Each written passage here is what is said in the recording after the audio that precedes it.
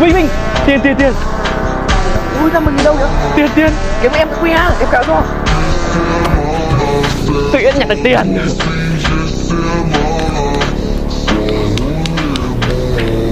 Cố lên. Ủa, giờ làm nào được? À được, anh có canh rồi,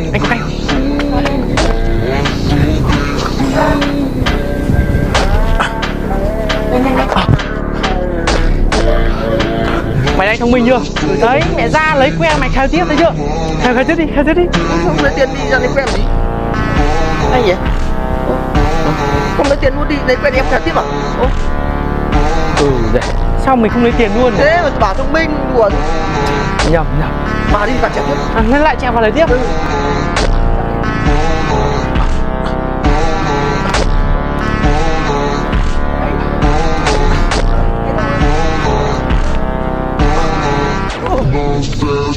Tự này có 50.000 đi chứ.